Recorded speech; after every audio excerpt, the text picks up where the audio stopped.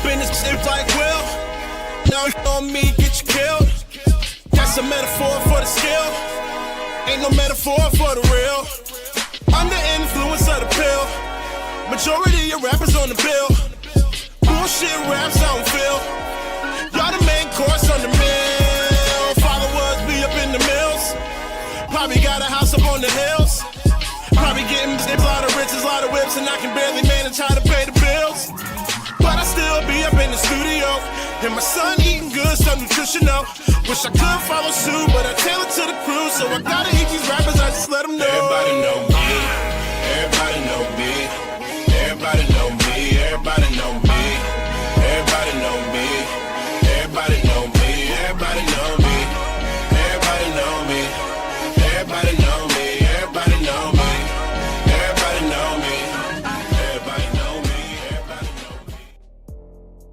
Yeah, what is going on, everybody? It is yours truly, the Ace, here with Erika from That's Baseball. Erika, before we get started, I want to thank you for your patience with this game. The Yankees finished in extra innings. We're texting each other. And when it comes to bringing on guests, I just want to be respectful of everybody's time. We're supposed to start this thing at 4:30, and then the Yankees decided in the ninth inning, like, you know what? We do got a baseball game to play. So let's go ahead and act like we're going to play. And it got taken into the 11th, and unfortunately, you know, the home team has the advantage, and they were able to close it out. But we're going to be talking about the entire series. Make sure you guys subscribe to Erika. Her link to her channel, That's Baseball Erika, is pinned in the comment section. Erika, how you doing today? I'm good. How are you? Doing wonderful. I'd actually be better if we would have swept their asses. I'm not even going to lie. Yeah, I was ready. It's funny because I was ready to just be okay with the loss.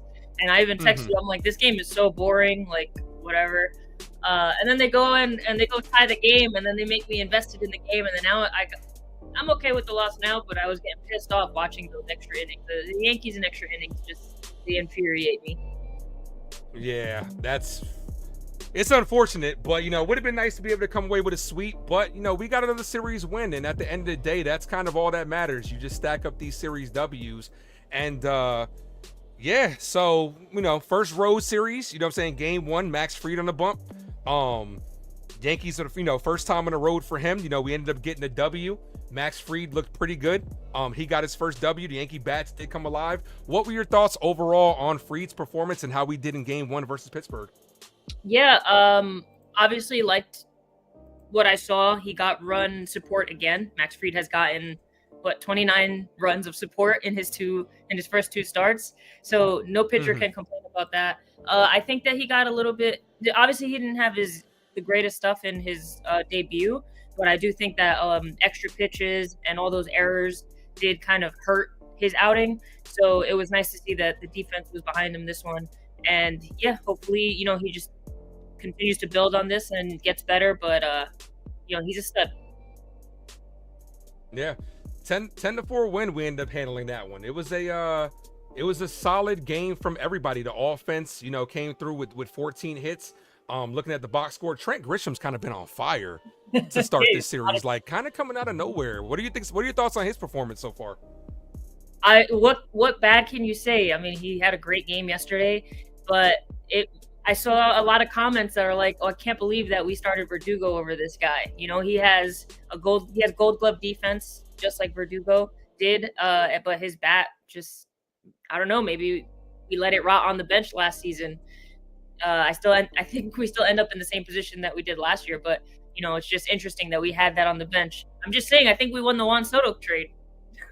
yeah, right. Yeah, just from him, you know what I'm saying? So definitely.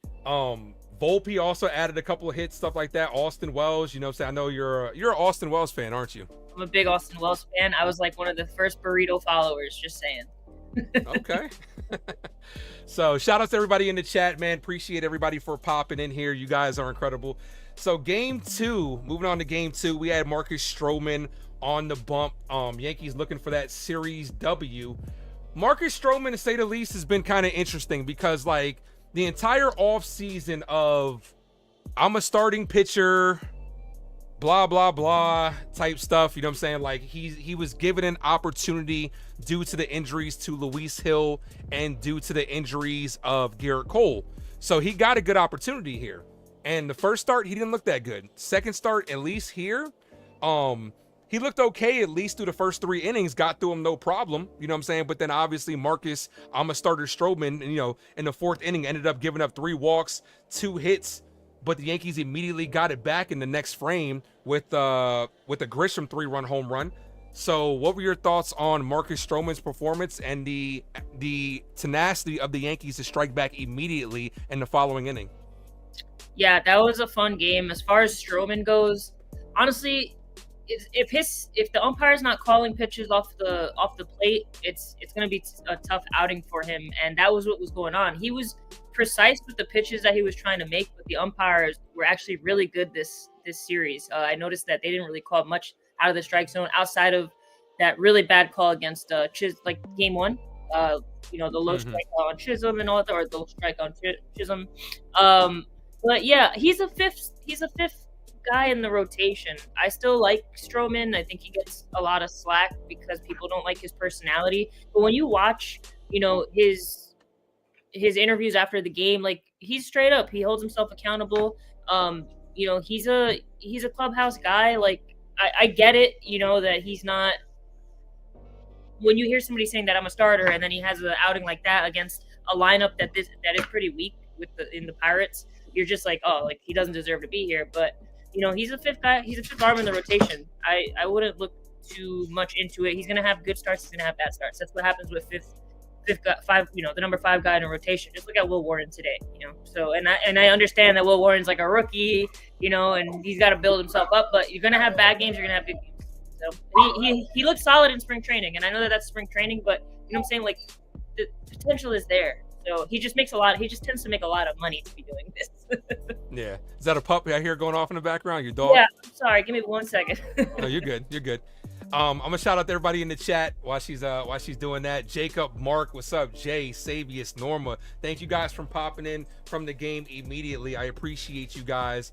Casamigos, thank you for popping in. Weston, Sassy, T, NFE from the strike zone. Appreciate you guys. But yeah, I mean, I'm right there with you as far as like Marcus Stroman and Will Warren, right? Because they don't have that electric type stuff where they can hit you with like a Garrett Cole or a Paul Skeens, where they can hit you with 98, you know what I'm saying, ramp it up to 99. You need to be more of a fine pitcher, so you need to live on the outside corner. When Stroman doesn't get those calls, like you alluded to, he has to come in more in the strike zone, and then he's more prone to get hit around. And it's not the first time through the order with him and Will Warren, right? Especially Will Warren tops out. I think he averages about 92.8 on his fastball, which is not a lot if you think about a starting caliber pitcher. He has good breaking stuff, and so does Stroman. Stroman has a good, you know, sinker, good breaking stuff. But when you don't have that put you away stuff, you got to live in the middle of the strike zone. And if you're not getting those calls from the umpires, you're not. And Austin Wells has done a great job framing this year. You know what I'm saying? Me, somebody who's been a former catcher, I'm very particular about my catchers and how they perform, how they call a game, how they frame. So when you're not getting those calls through the umpires being terrible, you have to get in the middle and you're going to get hit around. And it's not the first time through the order I'm worried about. It's the second and third time is when guys tend to get tagged up. We saw that with Stroman. We saw that with Will Warren. Will Warren was able to get through the first 2 no problem, but then if you don't have that lights out stuff, you're going to get tagged. Yeah, for sure. With Will Warren, that's just something that's going to come with experience, I think. Appreciate you, T.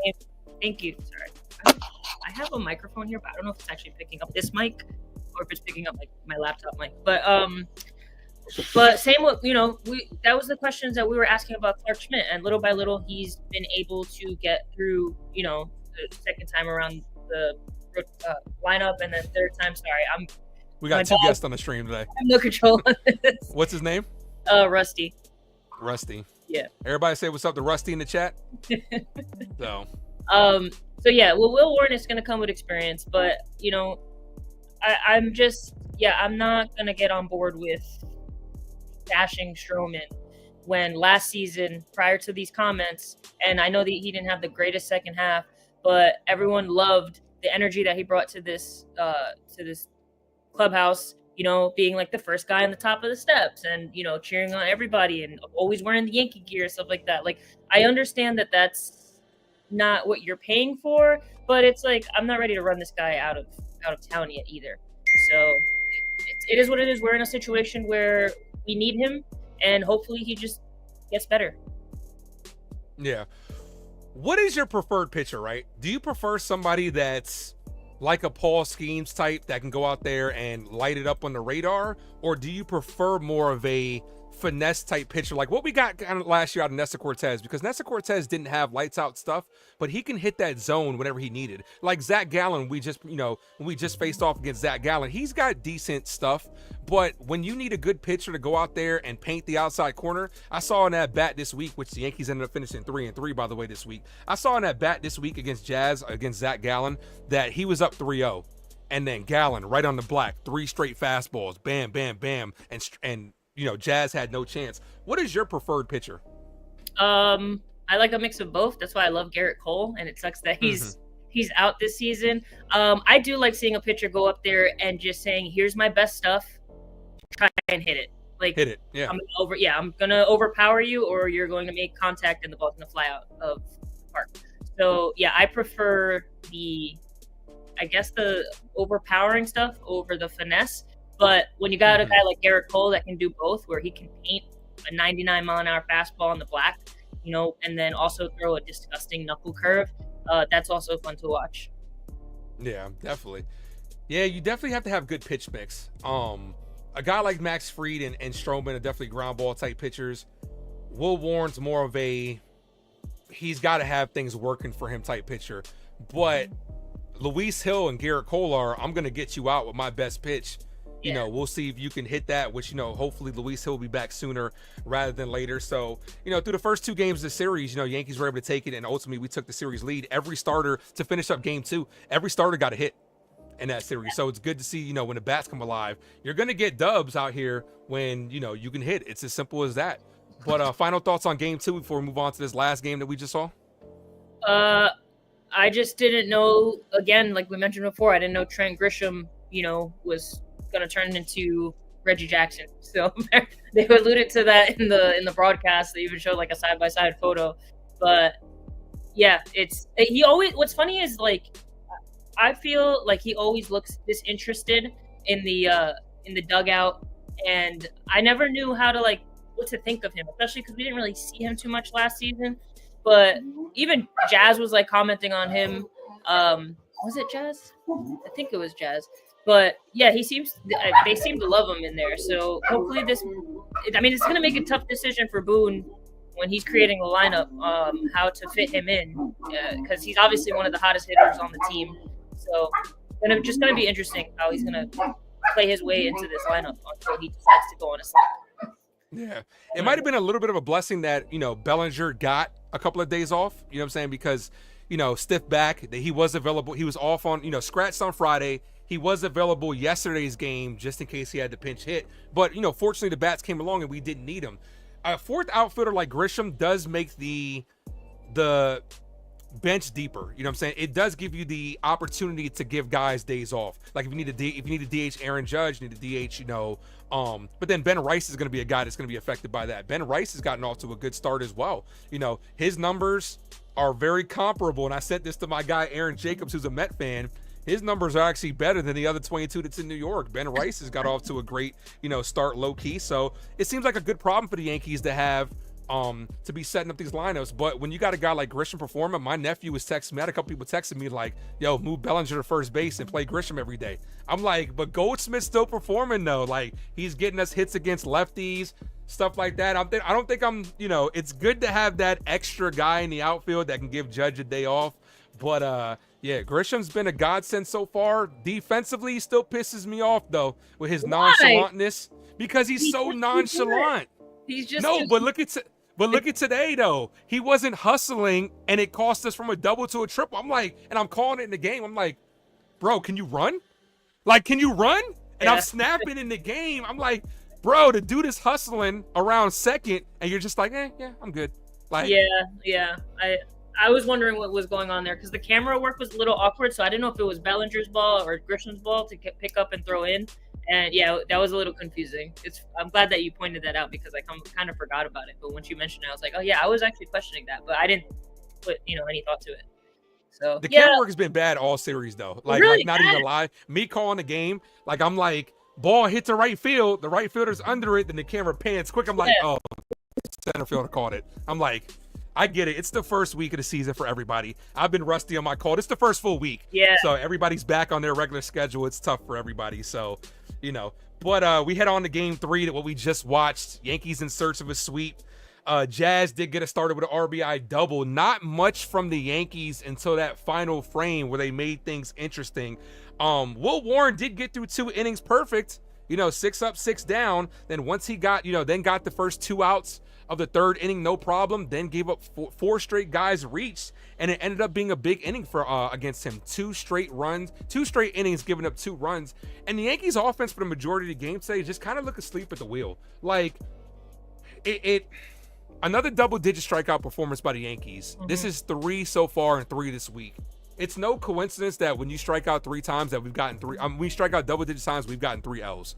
You got to put the ball in play.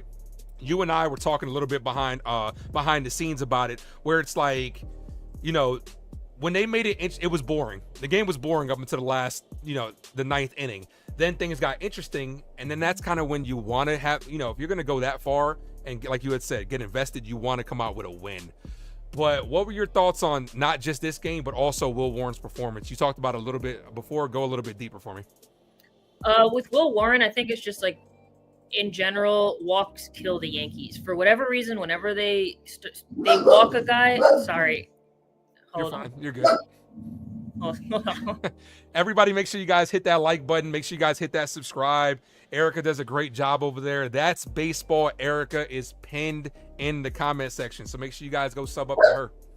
If you hear a dog in the background, it's I have 2 dogs, and one of them is a puppy, and because I hurt my knee, I haven't been able to stay with her, so she's with my in-laws, and they have dogs that taught her to bark at everything, literally the wind. Mm-hmm. So she's very loud and obnoxious, and I apologize. Come here. You're good. Come here. So that's how it is with my parents' dogs too. As soon as that doorbell rings, they think it's for them, like everything. Yeah, but unfortunately, this is with anything that happens. So walks, for whatever reason, so far this season, anytime they walk somebody, that player comes in and scores. And it just continued today with Will Warren. Like I said, he's going to go through growing pains. There's going to be ups and downs. You just got to expect it. I hope a lot of people aren't going to just, write him off. I'm sure they're not. I feel like our fans are smarter than that. But everyone wants instant success, and he looked really good in his first start. So you just expect that, especially against a Pirates team, with the lineup that isn't much to talk about. So, but yeah, he let the mistakes get to him, just like Stroman did. I think Stroman walked 2 guys yesterday, and that's what started that big inning for the Pirates. Luckily, the Yankees bounced back. But all in all, it was surprising to see that Andrew Heaney leave it up to the Yankees to always allow an failed experiment be successful somewhere else. So Andrew Heaney striking out 10 is a lot, considering that he doesn't have overpowering stuff at all. But it is what it is. The game, like you said, they didn't look like they were into it. They all just looked flat up until the 9th inning. I don't understand. I don't know if you're going to kind of dive deeper into this game, but I was telling you, I don't understand why you went for a bunt with Wells in the 9th, but then don't try to bunt over the runner in extras with him. I didn't get that, especially against a lefty. I don't know, but I don't know if you're going to dig deeper on that, so I don't want to jump in. No, let's do it. We're having a conversation about game 3. I'm right there with you. I kind of thought, I'm not even sure that, and I give Boone shit for not playing enough small ball, right, in certain situations. I'm going to give him the benefit of the doubt, and I think that was on Wells, to be honest with you. I think Wells thought that he could steal a hit because of where they were positioned, right? But sometimes you got to tip your cap. It was a good play by the third baseman, because if you go back and look at that play, he bunted it past the pitcher, which is, a nice little push bunt. But the third baseman, as soon as he saw bunt, beeline right to the ball and still barely got him. I think that was one of those situations where you're trying to steal a run and steal a guy on base to kind of keep the line moving. But I'm right there with you, though. The Yankees at times lack situational at-bats. I'm not even going to say hitting. I'm going to say situational at-bats, because there are times where you're expanding the strike zone too much, and we see that in the ball game. Me personally, My thing is this: if you walk a guy, if I'm the next batter after, let's say Erika, you're at the plate, you know work a good at bat, 3-2, you're fouling off a couple pitches, right? You walk, I'm behind you. The first thing I'm doing is not swinging until you throw me a strike. Yes. But too many times the Yankees are coming out swinging immediately at a ball in the dirt, and you're behind the count. And it's like, you got to make the pitcher work. Like, stop making his job easier. But no, I do agree with you. There are certain situations where I do feel like Boone needs to manage better. I'm not going to give him too much shit. I tipped my cap to him early in the series versus the Brewers for making all the right calls. A couple of questionable calls with the bullpen against the Diamondbacks. This one was fine. You know what I'm saying? It feels different if we win this game because, like, you're coming off a win. But, you know, realistically, we still ended up winning this game. This was a good series, and so far in the year, we're 2 out of 3 when it comes to, you know, series. Yeah, and that's all that matters is winning series. But the Yankees had no business even being in this game. Like, the fact that they came back in the ninth. My cousin was texting me. He's a Mets fan. He was like, "Oh, ouch, you're losing one to the Pirates." I'm like, dude, they don't even deserve to win this game because the first 8 innings have been just a snooze fest. So it is nice to see that they have life. I feel like that's something that they had last year where it never felt like they were completely out of a game. And, you know, it's poured over into this season. So that's good. I like the Wells bunt in the ninth. Only thing about that is that their relief pitcher didn't seem to have anything like at that point. So I feel like you could have worked in the at bat. But I like the idea. But like you said, yeah, I just don't know why they didn't have Wells do it in extra innings. But the Yankees are just not good in extras. I don't know if it's me or if I'm remembering it differently, but like last year they were awful in extra innings. No, too. we were. We were. Mm-hmm. Because no, I put that on Boone. I put extra innings in Boone because you have to manage differently depending on if you're the home team, you're the away team, right? When you're the away team, you have to get that run in from second, that ghost run. So Cody Bellinger put on a good at bat, moving the runner over. But then you got to get him in. That was a good at bat. Like it was a successful at bat, but he also took the bat out of Judge's hands, swinging out at that 3-1 ball off the plate, like completely off the plate. Like you have to be a smarter hitter when you have a guy like Judge behind you, because now, yeah, all you do is walk him, you know. And he would have easily gotten something up in the air for I think it was Goldschmidt to score on. Even a guy like Goldschmidt, you know, it doesn't have the fastest speeds. But yeah, that was rough. I mean, there's still a win in it just because he was able to move the runner over. But you know, you want Judge to have a bat in his hands and not get 4 fingers. Yeah, that seems to be the situation that the recipe's out a little bit early for the Yankees, right? Because we've been seeing a lot of the Pirates, and I'm like, and I said this during this game, how many lefties do they have? Yeah, because it seemed like I'm like, another lefty's up. Yeah. And that seems to be the recipe with the Yankees because, this was a topic that me and my nephew, and I keep telling my nephew, like, me and him need to start a weekly podcast together, man, because the stuff we be talking about, like, is crazy. The Yankees, the book is out on the Yankees, right? You throw a lefty out there. Now, there are guys like Goldschmidt that can hit him, Judge. You know what I'm saying? We have our right-handed batters in Volpe. But you flip around Dominguez, who doesn't look the same he got a couple hits from the left side this series, but he doesn't look as good from the right side as the left side. Cabrera's hitting well this year against left-handed pitching, but historically, throughout his career, he tends to struggle. So it feels like we have a predominantly left-handed lineup that you can throw a lefty out there and get guys out. Look at this situation here. Ghost runner on second base. You bring in a lefty to face Bellinger, walks Judge, lefty to go against Jazz. So then it's just like, and then the bottom of the order, which, you know, this isn't me, you know, trashing the bottom of the order, because I actually think our 7 through 9 hitters, at some point in time, I saved this stat too, by the way. Our 7 through 9 hitters don't feel like a black hole anymore. Like, these guys are actually hitting. So far this season, and this was halfway through this ball game, so these numbers are a little bit different. Through the halfway point of this ball game, our 7 through 9 hitters are 333 with 29 hits, 8 home runs, and an 1100 OPS. Our 7 through 9 is not a black hole anymore, but you just have to plug and play the right players in that position. Like, Peraza got a couple hits. He's getting a little bit of confidence. You know what I'm saying?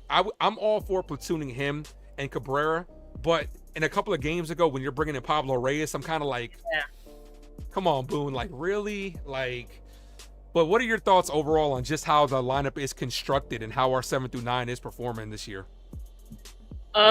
Yeah, I mean, like you said, it's not a black hole. I was feeling the same way. I'm like, man, these guys have a lot of lefties. And the good thing is that like a Ben Rice was able to show success against lefties. I think the issue is, and I know that he's so much fun to watch, but Jazz Chisholm behind Jung, like against lefties, almost feels like an automatic out. He goes down 0-2 really quick. He strikes out a lot. You know, I'm glad he actually even just made contact, even though it was a blooper that didn't move the field, unfortunately. I wanted that to go over so bad. Yeah, but like I don't know. I feel defeated when I see him come up in a lefty on lefty situation. I'm just like, oh man, like it just feels like he's gonna strike out, and that's where you want the Yankees to go. I know Giancarlo Stanton is slated to come back sooner than we expected. But that's going to be a whole situation in itself, like where you're going to put him in the lineup. But you still need another righty, like a scary right-handed bat right now, and that's what they were missing. I feel like that's what they were missing, an extra, somebody that's going to be able to lift the ball, see a lefty a little bit better. They don't have that coming off the bench. Like you said, Cabrera is not as good from the right side. And who else is on the bench at that point? I'm trying to think. Reyes, Rice, right, lefty, Escara. Right, yeah, no right-handed bat to really come off the bench. Yeah, so they gotta, I guess, figure that out. And yeah, easily you can take Pablo Reyes out of here because I was frustrated watching him come into games late or even start, a game here and there. He doesn't look good at the plate. He's nothing. I'm not scared of him at all. Like you lose a little bit of that intimidation when it's a bunch of. They're like small dudes. I don't know. Like I'm just so used to seeing a guy like Giancarlo Stanton coming up, and you're like, all right, this dude's gonna match. Yeah. But him I mean, and Aaron Judge too. Yep. But I do like the lineup. I just think that it's missing one extra righty, and that's Giancarlo Stanton. Yeah. Either that or we haven't seen this lineup since game 1 with Wells leading off and the ability to move Paul Goldschmidt down in the lineup. You know what I'm saying? Like I understand the notion.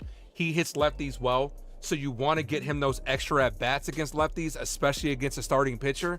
But moving Judge back to the 2-hole, having Wells lead off, Bellinger behind him, followed by Paul Goldschmidt, and then you mix in the Jazzes, the Volpes, and Dominguez's. I like that lineup, but we've only seen it once. Like, I just think, like, Austin Wells, he's gotten off to an okay start. Obviously, his home run numbers were there. Kind of tailed off his last couple of series. It did end up with a couple of hits, but I'm okay with that lineup of that because then that right-handed bat gets pushed down in the lineup at least until Giancarlo Stanton comes back, and that could be some protection as well. But it just seems like the lineup construction is just like I'm not a fan of Goldschmidt leading off. He doesn't strike me as your traditional leadoff guy. Like I want somebody that can get on base. Volpe's kind of been up in the lineup these last couple of games, and it's worked for him. He's kind of been 5, but I still think his sweet spot is like the 7 spot. But, we just got to find it. And then obviously when some of these guys get back, when a Giancarlo Stanton gets back, then I would definitely go Wells, Judge, Bellinger. I would go Stanton, Jazz, drop Goldschmidt, and that allows the lineup to get more length throughout it, so that way it is more balanced. But we'll see what happens. But we're gonna need to add a right-handed bat because I agree with you. Yeah. Sorry, I'm like completely blanking right now. I had something to say and I completely blanked. Oh my gosh. Take your time. We were talking about Stanton and Wells leading off. And I mean, it's hard to say that this wasn't say. It's hard to be critical of this lineup when they're averaging 9 runs a game. But it is very extreme. It's like they're scoring 9 runs or they're like striking out 14 times. It's just, it's hard to say. It's a sample size. I liked Wells in the 1 spot. I do like that you could play around with this lineup, especially when they're hitting. It's interesting. I like Judge in the 3-hole though. Me too. I understand putting him batting second, like the analytics and getting more at bats, but he's more dangerous in the 3 spot, and he showed it last season. But yeah, I think the Yankees all season are gonna have this question mark of who's your leadoff guy. And because guys are going to go through slumps and they're going to say, move him down, you know what I mean? And then they're going to slot somebody else in because they don't have a traditional leadoff guy, like you said. So, again, Goldschmidt has been successful in the league. Like the games that he's leading off, there's been success. But I get what you're saying as far as extending the lineup down and having, more power from the right-hand side, especially in situations like we had today. So we'll see. It's only been 9 games. Yeah. I don't know. And it's tough because it has worked. Because like you said, and I did say this in the stream, so far the Yankees are either going to be double-digit runs knocked in or double-digit strikeouts. Because that seems to be what the recipe is. 10 runs or 10 strikeouts, 10 plus strikeouts. But I mean, we don't have your traditional leadoff guy. I would love for Anthony Volpe to be able to become that leadoff guy. I really would. But I just think he's better. Go ahead. No, I was gonna say I thought he was gonna be the guy last year. Yeah, I mean, he had good moments in there, stuff like that, but it's tough to lead off, you know what I'm saying? But when you got a guy like Aaron Judge behind you, lead off is one thing, but I'm looking at Cody Bellinger. He didn't play much this series, so it's hard to really judge him. But Cody Bellinger should get good pitches to hit with Aaron Judge behind you in the 3-hole because you're going to get that protection. And there's no better protection than the best player in the game. So what's up, Sean? Shout out to everybody in the chat, man. You guys are amazing. Make sure you guys sub up to Erika at That's Baseball. Erika, it is pinned in the comments section. All right, so Yankees end up 3-3 in this week. You know what I'm saying? We're about to head to we're going to talk about the next up-and-coming series real quick, and then I want you to give me – actually, let's do the series standout first. Give me your series standout for this particular series on who stood out for you, and then also send me – I could either take a picture of you from here or send me a picture because I make additional content for it. And I did post NFE's. NFE standout was Aaron Judge. Mine first standout was Jazz. Jason Custodio's was Will Warren. I think mine was, I forgot who my last one was. But give me your series standout for this weekend. I think I'm going with the easy answer, and that's Trent Grisham. Trent Grisham? I don't have his stats pulled up, but I know he had the 2 home runs yesterday. He had the big hit today in the 9th. What did he do in game one? I just know that he's on a hitting streak.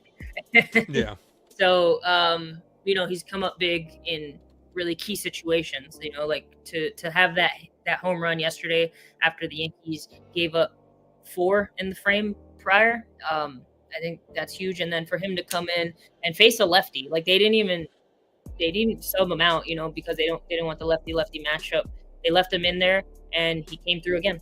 So, definitely Trent Grisham. Yeah, not counting today's game because it hasn't updated the stats yet. He did hit 2 home runs yesterday's ball game, 4 RBIs, did get a hit, did go 1 for 3 with 2 runs scored, so he has been good. My series standout is gonna be Anthony Volpe. Not say it again. That was gonna be my runner-up. Oh, okay. Not just offensively, but we saw some great plays defensively for Anthony Volpe this weekend. As much people gave him a lot. Volpe gets too much criticism. I understand he's the linchpin for this Yankee season. There's no more Josh Donaldson. There's no more Aaron Hicks. Carlos Rodon, yeah, he gets his. But Anthony Volpe, it seems like the fan base wants to turn on him any second. When he made that error a couple games ago, people were tearing him apart. How could you do that? Blah, blah, blah. I'm like, bro, errors are going to happen, but he's made some great plays in the field. And in today's game, he actually got robbed of 2 hits. Yeah, he did. One by O'Neal Cruz, which was a great play, and then up the middle in extra innings that would have gave us the lead. So he's hitting the ball hard, but not to mention cleared the bases in yesterday's ball game with a double. And I'm gonna tell you this: those bats are crazy. Yeah, because go ahead. No, you could go. I know exactly what you're gonna say because I said you know what I'm talking about, right? Yeah, absolutely. You don't get 2 excuse me doubles, I'm sorry, that end up at the warning track by just throwing your bat out off balance. I'm sorry, that doesn't happen. It's so crazy because as you're calling it, right? And like I said, whenever I get a new computer, I want to bring people on, I would love to have you call live play-by-play because I already know you would go in as much as I do, you know what I'm saying? Especially on these umpires with some of their terrible ass calls, right? Yeah. But when I see Anthony Volpe open up his stance, one hand the ball, and I'm like, hit the center field. The ball's going back. I'm like, is it gone? I'm like, off the bottom of the wall. I'm like, bro, like these bats are dangerous. They're calling him the Volpedo. That's what the new name for him is.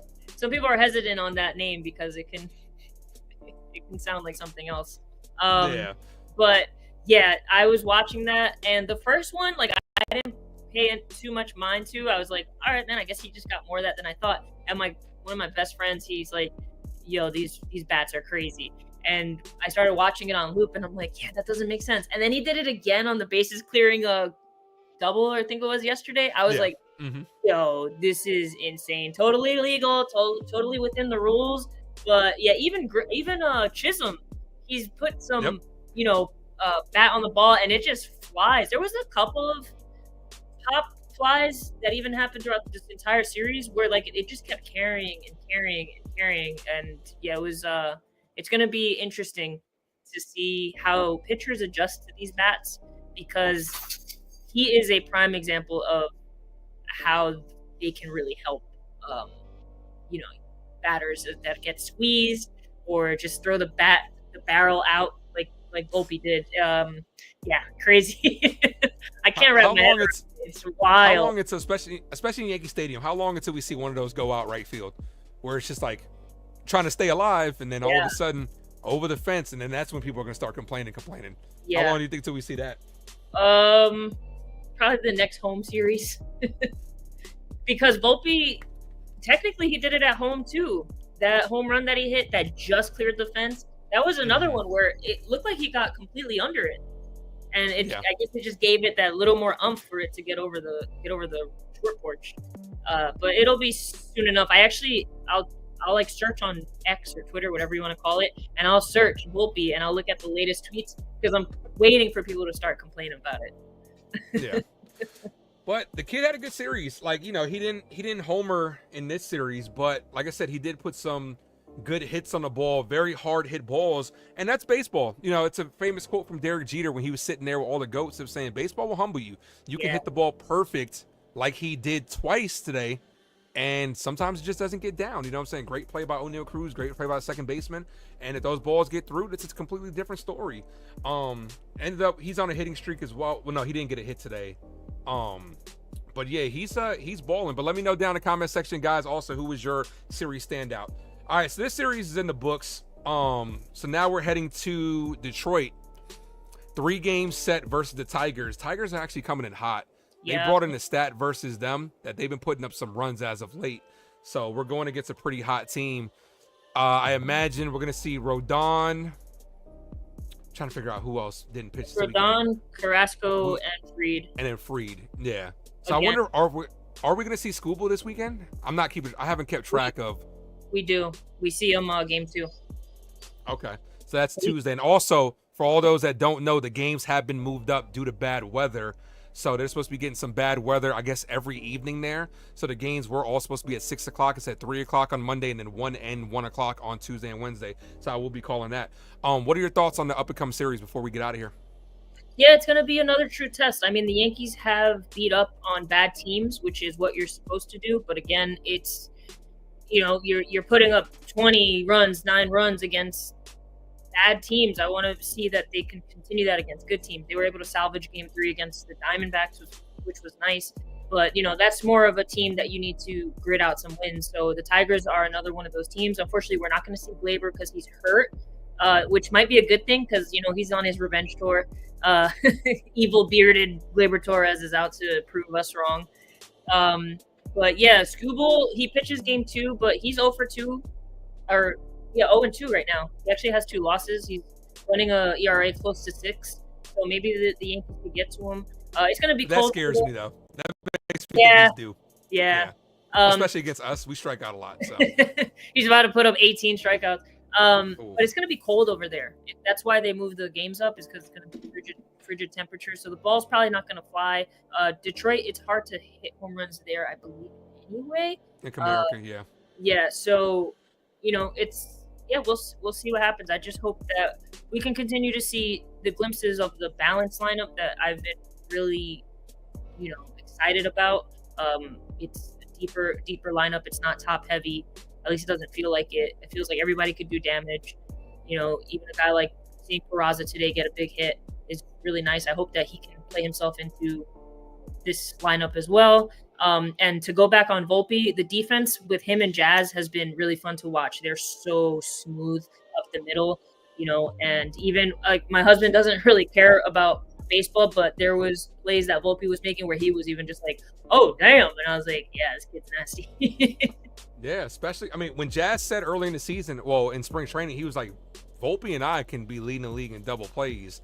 We didn't get I don't think we got any against the Brewers because they're a fast team and it's very hard to double up them. But we've seen some great plays, especially with Jazz. I'm going to tell you this, the defense was great and that's another thing that goes without saying. The defense was great this series. Nothing of note. And that's how you know it's been good defense, especially from Jason Dominguez.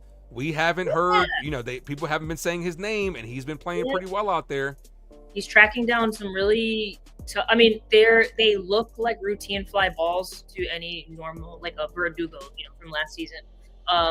But those are not the easiest plays, especially when it's coming off the end of the bat and it's slicing and he looks completely comfortable. The more games he plays out there and the more plays that he makes out there, he starts to look a little bit more comfortable. I think making those errors early on were nerves. And also he probably, hears all the rumblings of people saying that he can't play defense, at least not in left field in the major leagues.